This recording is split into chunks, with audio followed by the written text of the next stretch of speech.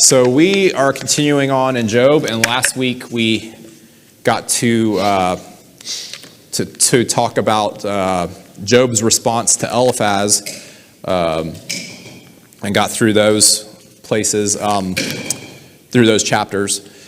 And the one thing that I don't remember if I said this exactly, but something that comes to mind as you see this second series of the debate, or whatever you want to call it here,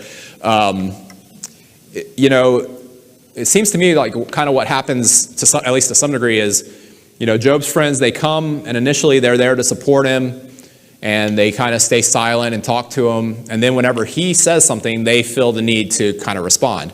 And then at this point now, as we see the second series of speeches, they're not happy with the way he's responding to them. And he didn't just say, yeah, you're right, and I need to repent of this great sin that I did. So at that point, it more becomes we've got to prove our point. And whenever we talked a little bit, I know we talked about this, whenever somebody's in the middle of distress or hurting, are they going to say something? If you start talking to them, is it possible that they might say something that isn't 100% correct? Oh, yeah. Yeah, of course. Or is it possible that they might say something that you don't like? Oh, yeah. Yeah, of course. So if we're there to help somebody and to support them, we have to be aware of that when you're going in, and not get. We have a tendency, I know I do, to try to prove ourselves right, to make our point, and to make sure that the person says, yeah, I get what you're saying. And if we do that, that may not be the best thing for the situation. We got to be aware of that. And so that's something that really kind of I want to drive home as we're looking at this. I think that they get caught up in, well, we made our point and you don't agree with it, so we're going to make it again and again and again until you agree with us. So I think that's something that kind of comes across here. All right, so we're going to jump into Bildad now. He's the second one to respond or to have a second go at Job here. So we're going to do Job 18. I think you guys have it ready to roll back there. Job 18. Then Bildad the Shuhite replied, when will you end these speeches? Be sensible, and then we can talk. Why are we regarded as cattle and considered stupid in your sight? You who tear yourself to pieces in your anger, is the earth to be abandoned for your sake? Or must the rocks be moved from their place? The lamp of a wicked man is snuffed out, the flame of his fire stops burning. The light in his tent becomes dark, the lamp beside him goes out. The vigor of his step is weakened, his own schemes throw him down. His feet thrust him into a net, he wanders into its mesh. A trap seizes him by the heel, a snare holds him fast. A noose is hidden for him on the ground, a trap lies in his path. Terrors startle him on every side and dog his every step. Calamity is hungry for him, disaster is ready for him when he falls. It eats away parts of his skin, death's firstborn devours his limbs. He is torn from the security of his tent and marched off to the king of terrors. Fire resides in his tent, burning sulfur is scattered over his dwelling. His roots dry up below and his branches wither above. The memory of him perishes from the earth, he has no name in the land. He is driven from light into the realm of darkness and is banished from the world. He has no offspring or descendants among his people, no survivor where once he lived. People of the west are appalled at his fate, those of the east are seized with horror. Surely such is the dwelling of an evil man, such is the place of one who does not know God.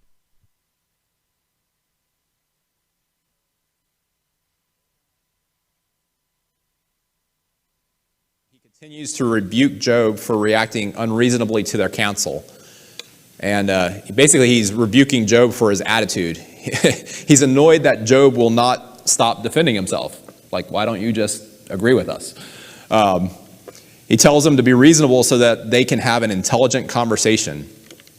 And he resents Job insinuating that the beasts know more than they do. If you remember that, back in chapter 12, verse 7, Job says, but now ask the beasts and let them teach you, and the birds of the heavens and let them tell you, or speak to the earth and let it teach you, and let the fish of the sea declare to you, who among all these does not know that the hand of the Lord has done this? So He kind of resents that Job insinuated that they don't know as much as the beasts. He doesn't think that it's God tearing Job apart, but rather it's Job's anger that's tearing him up. And that Job's hardships are a result of his own sin. So can it be true that we can harm ourselves by our own anger? All the time. Yeah, we can definitely cause ourselves problems by our own anger. I think we see many examples of that. I guess an easy one to think of is whenever you were a little kid, or if you have little kids, do they ever throw a temper tantrum that you end up, as a parent, that you end up having to punish the temper tantrum more than you would the original thing that caused the problem? No. that never happens. So yeah, we can cause ourselves more harm by the way we react to a bad situation.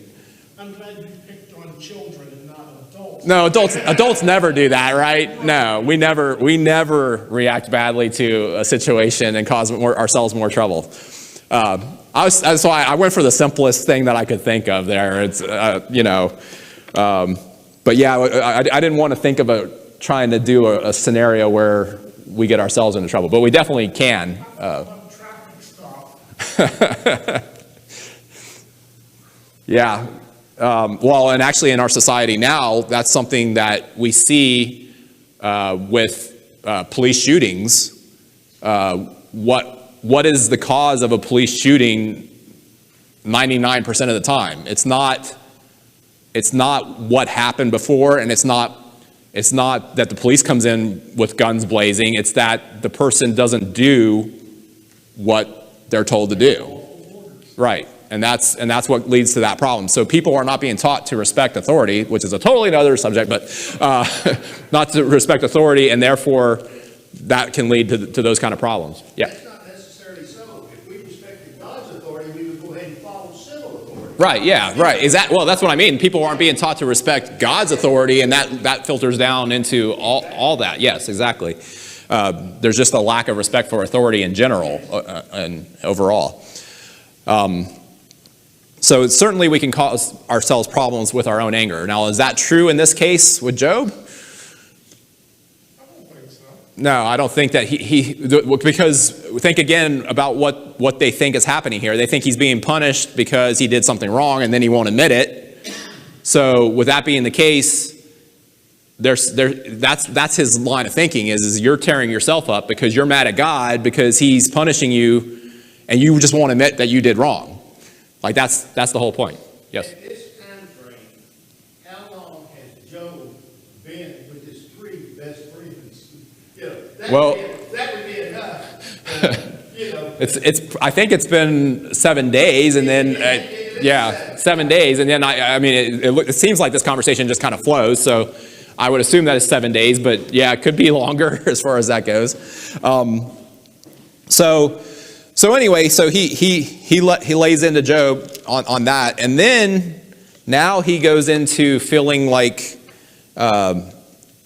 that Job needs to be impressed with the consequences of being wicked. So that's what he rolls into. You need to realize where this is headed. Does this passage then, starting in verse 5 with Bildad, does it sound like any other passages to you? Well, there are parts of it that are accurate, but there's also a misapplication of everything he said. Right. Well, everything. That's what's kind of so cool about going through these discussions between them is that a lot of what they say actually has some truth to it, but it's just being misapplied and being sent in the wrong direction, basically. This to me reminds me of some Psalms and some Proverbs as far as the way that what's being said there about what happens, specifically Proverbs, where it talks about what happens to the wicked and their end and those kind of things. And so he uses a lot of symbolic visualization to describe what he believes will happen to the wicked. In the first part, he talks about how their light fades out. Then it talks about how the wicked will lose his strength and his steps become unsteady. The person becomes trapped by their own scheming. What which is some of what we've talked about with things going on in our current culture. Like, things aren't going to end up where some people think they are with things going on. He jumps into his own net. He's trapped and cannot escape. And although he can't see it, there's a noose hidden for him on the ground. His end is near, even though he doesn't see it coming. Terrors will startle him on every side. Becomes paranoid. Why is that? Well, think about it. If you're a conniving person and you project that onto other people, then everything around you is a trap. You would see potential dangers in everything. And that's a horrible way to live. To not be able to trust other people, to have to fear that you're going to be in trouble all the time. And that's just because you think other people are the same as you and you're always doing these things, so then they must be too. Well, besides, if you mess over enough people, somebody found it. Yeah, true. Yeah, if you're cheating or doing things to other people, somebody's going to come back at you. So you're always having to fear that as you go. So that, once again, accurate assessment, I think, of what happens to somebody who does wrong, who's wicked, though certainly not appropriate for Job as far as what he's trying to apply it to. Then in verses 12 through 15, he talks about disaster being ready. It's coming. He calls as evidence what has happened to Job. So he's using Job as the evidence for his thinking here, which doesn't make sense. He references Job's skin disease and the loss of his possessions. Here's a question. What is Bildad referring to when he says the king of terrors? If you read back in 12 through 15, he says, his strength is famished and calamity is ready at his side. His skin is devoured by disease. The firstborn of death devours his limbs. He is torn from the security of his tent, and they march him before the king of terrors. There dwells in his tent nothing of his. Brimstone is scattered on his habitation. What is the king of terrors?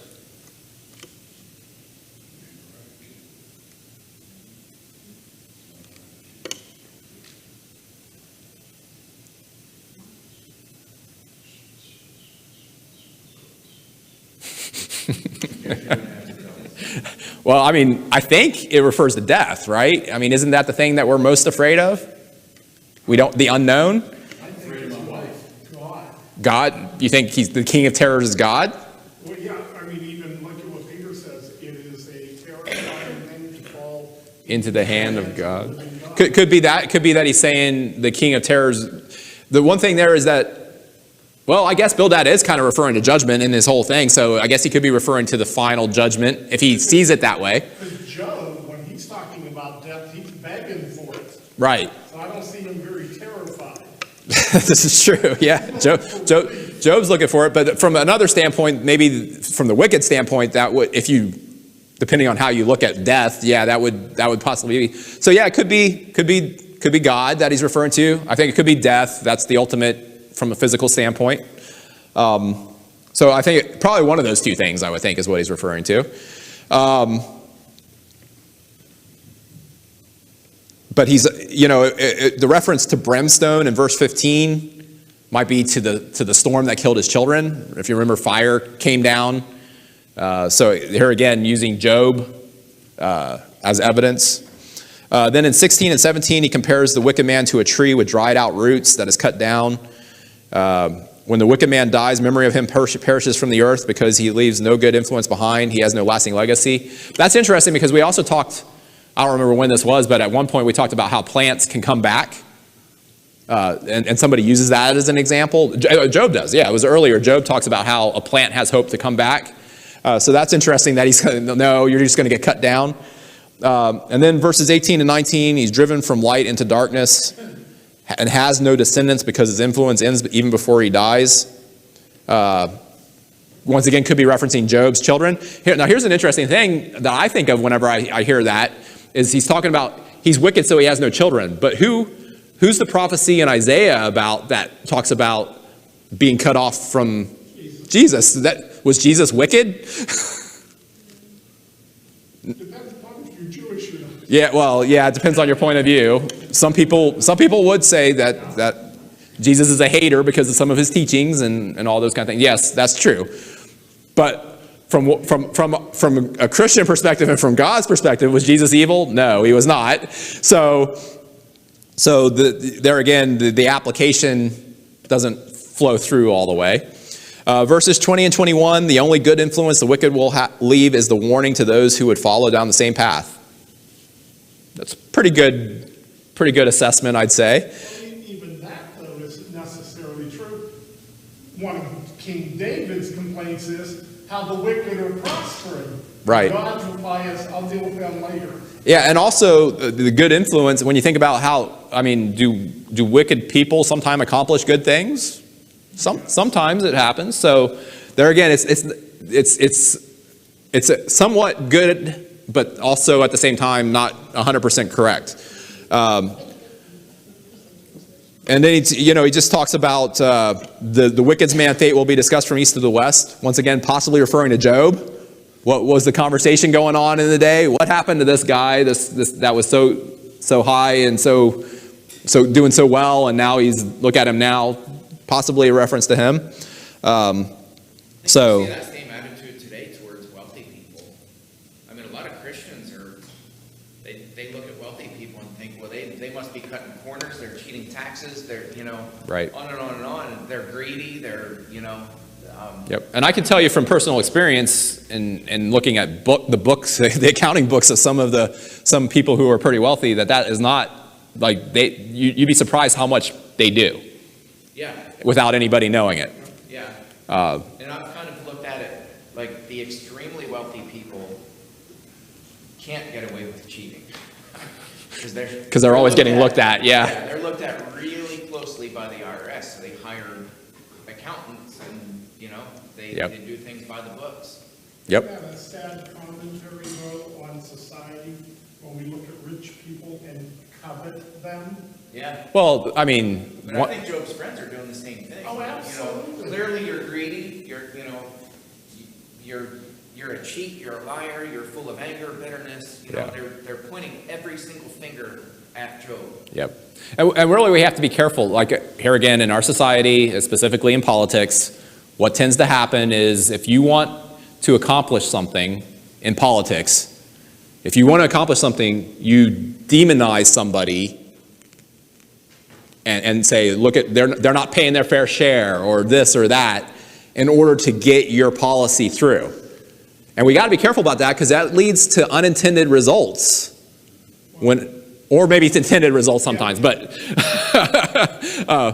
it can lead to other things whenever you say something in a way to try to get your way, and you say, just like what they're doing here, like you say something and it means one thing to you, but there's another side to it, what is it? For every action, there's an equal and opposite reaction. Have you thought through all the results of what's happened? Yeah. So Bildad surmises that the weak will die without hope, and they will not escape God's judgment. What do you think about his view? I don't know. A lot of weak people still have hope. That's true. I mean, it depends on what we do with it. I mean, just because we do something wrong, does that mean that we die without hope? No. You can die with hope. You can die with hope, exactly. But at the same time, going back to what Jimmy's talking about with wolves, truly wicked people are going to die without hope, I would say. The people who can't be reached, who aren't repentant and won't ever change. Well, now just bear with me for a moment. I agree with what you just said. But I think also they don't know that they don't have hope. Yeah, I was going to say the self-deception is strong. Yeah, that's true. Self-deception is very strong. But that's what Bildad's point is, I think, at least to some degree, is that you don't get that you're in this predicament. Yeah. Yeah. So I think that is the case, that's part of what he's saying is you're not getting it. The death of someone who doesn't know God is very different from the death of a Christian. and in the way we think about it, and what it means for us. And I think that's important to realize. One application that I think we've already talked about this a little bit that can be made from Bildad is, once again, the lack of gentleness and discerning in speaking to Job while he's suffering. We need to think about being gentle with someone who's going through a tough time. Sometimes it's best not to say anything at all if you can't say something good. Don't lose your patience when they're struggling with something that doesn't make sense to us, because as you've brought out, sometimes there is no logic or thinking to it. It's just, can I get through the next minute or whatever? If I can throw something else out in there too, and what you just hit on with Job's friends, there may be a time when you're trying to help someone that you need to take a break. Mm-hmm. Because helping someone and being there for them, and this is going to sound really bad, and I apologize to everyone whose feelings are hurt, but when you're helping someone and you're with them all the time, it takes a lot of effort, energy, and sometimes you need to back off too. I'll use Jesus as an example. There are people suffering all around him, and there are times where he's got to get away. Mm-hmm. And sometimes if you're helping someone and you start to feel overwhelmed, it's because you're being overwhelmed. Certainly if we're at the breaking point from trying to help, then we're no longer going to be able to help. I mean, like at that, yeah. I think what's happening here, yeah, they're past the point of helping. Mm-hmm. They need to break. Yeah, they're trying to have a doctrinal discussion with somebody, and at this point they've gone past where they need to go. Yep.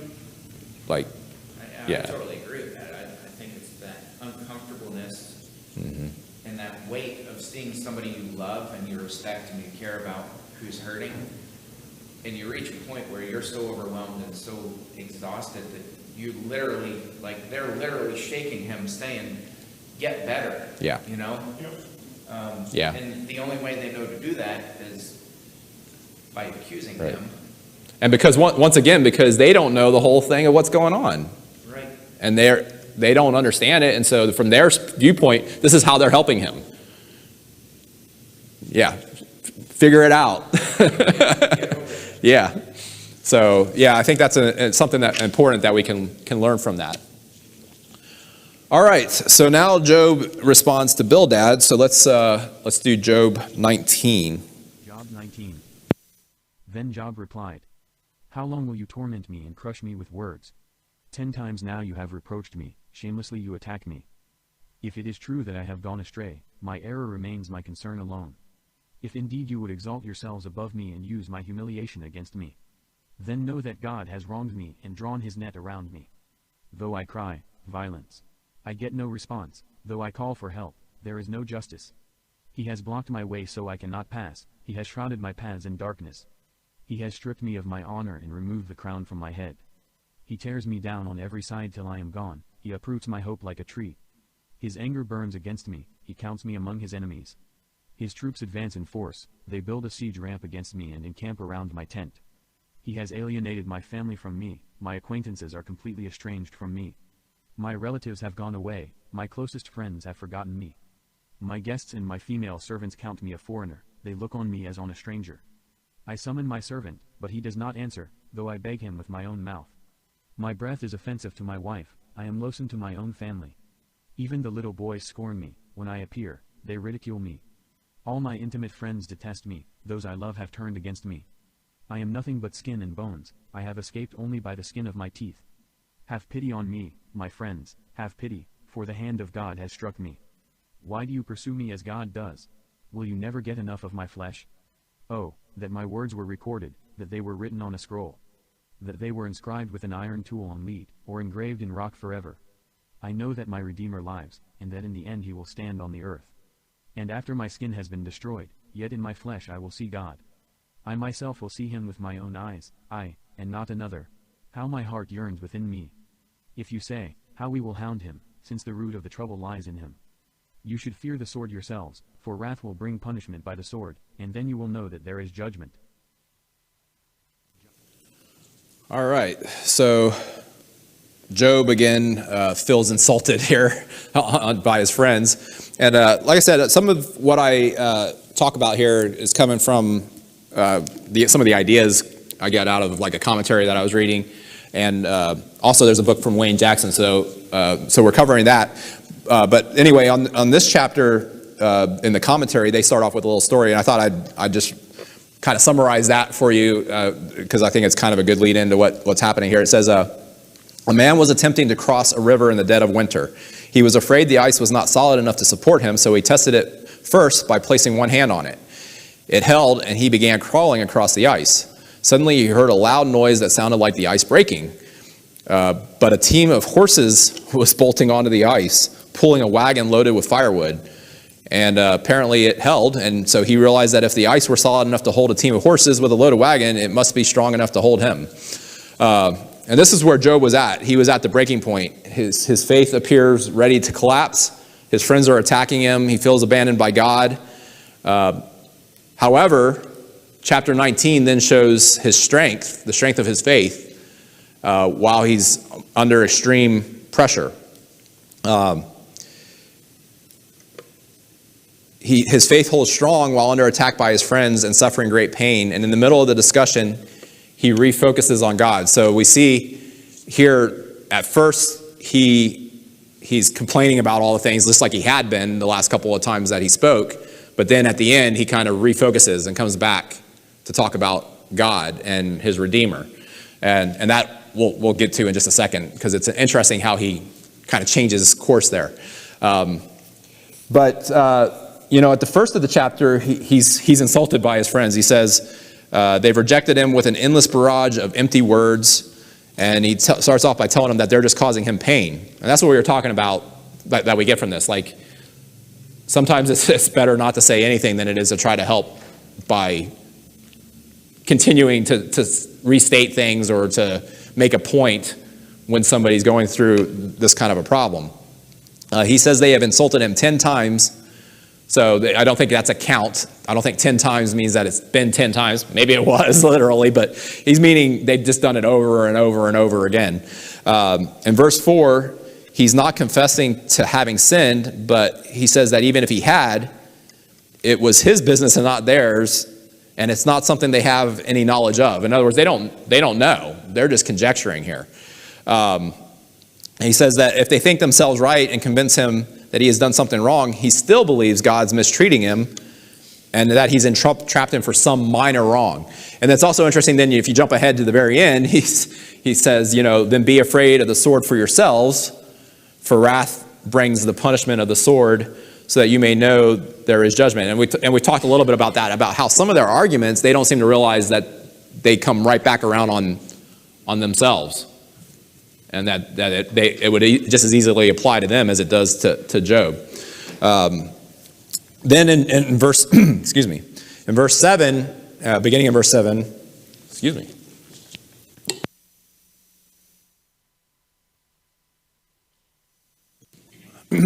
He restates that he believes his suffering is the result of being rejected by God and that he is getting no response from God. So both Job and his friends believe that God was responsible for what's happening to him, but for different reasons. His friends thought that Job was being punished for some horrible sin that he had committed, while Job thought that he didn't deserve what God was doing to him and was ignoring his help for pleas. Job says that God has blocked his way so that there is no escape from the suffering.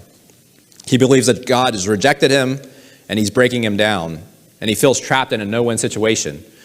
You ever feel trapped in a no-win situation? It happens sometimes, right?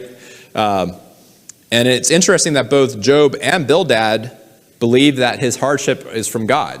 They both agree on that point. But Bildad believes that it is because of Job's sin, while Job believes that God is unjust in what is happening to him. And they're both wrong in their thinking, right? They both don't understand completely what's going on. then beginning in verse 13, Job claims that his family and friends have turned against him. And he, of course, he's talking about his three friends there. He talks about how his physical condition is offensive to his wife, and it sounds like his brothers are offended by him. So he's got some family members involved here other than just his wife. He says that young men or children mock and ridicule him. Children can be pretty cruel, and when somebody's deformed or has some kind of a problem, so you can just imagine what's happening there with the mocking or those kind of things. And they're not showing him the honor they would normally show to their elders, so he's lost the respect of the younger people. He talks about how pathetic his condition is. He's nothing but skin and bones. And so there again, this indicates that some amount of time has transpired since his health has been struck, because there's been enough time for these things to occur. And he asks why, his friends have joined in persecuting him and don't pity him since God has struck him. All right, then in verse 23, this is where he transitions, and he turns, and he resolves to hope in a future Redeemer who will vindicate him of all accusations. He wishes that his words could be written. He wants his claims of innocence to be recorded forever. Why would that be the case? Because he wants everyone to know He didn't do it, yeah. At this point, he still seems to not have much hope that he's going to be vindicated at this juncture. Like, he doesn't think it's going to happen. He thinks he's going to die and people will curse his grave. Right. He thinks he's going to die, and that they're all going to think that he died because he was an evil person and wicked, and that God struck him. And so, but then in verse 25, he says, "And as for me, I know that my Redeemer lives, and at last he will take his stand on the earth." And I love the fact that Job's words are written down. Yeah, they did. Yeah, they are written down forever for us to know, right? Yeah, that is true. And then here he says, I know that my Redeemer lives, which is, I think, probably this is one of the more popular verses in Job. So the word here is, I don't know how to say it in Hebrew, goel, G-O-E-L, goel, and it's used 44 times in the Old Testament. And some of the derivatives are used another 118 times. So it comes from a verb meaning to lay claim to a person or thing, to free or deliver.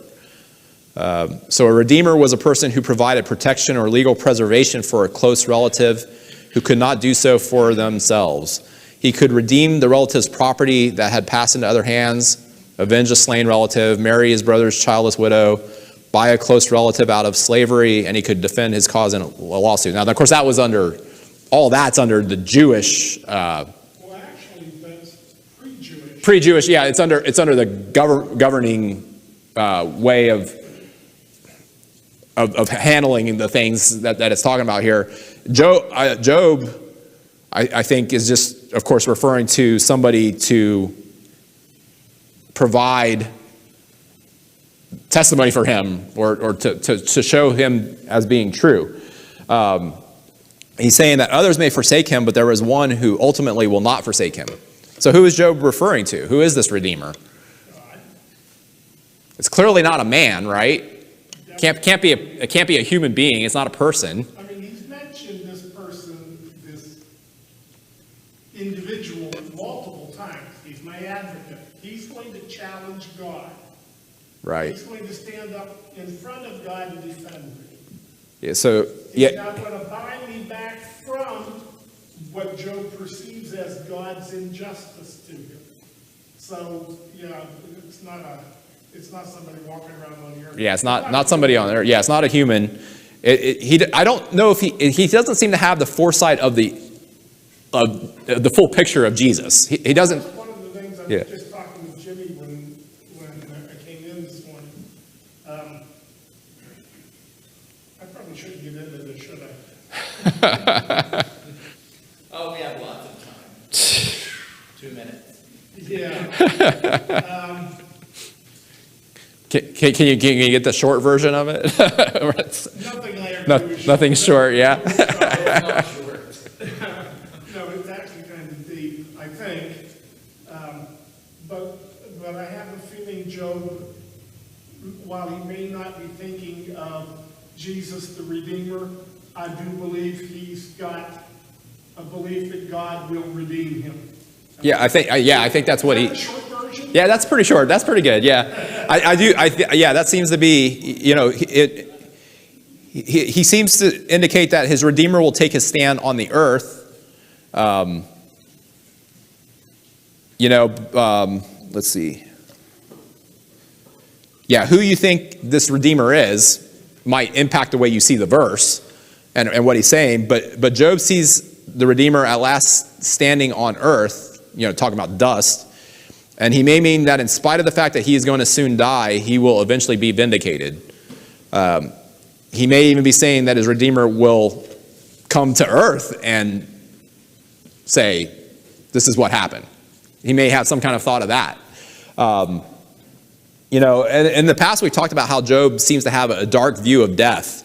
He indicated that a person goes to Sheol and sleeps never to return again. Going back to that tree, the tree has more, or the plant has more hope because it can rise from a seed or whatever, and grow again.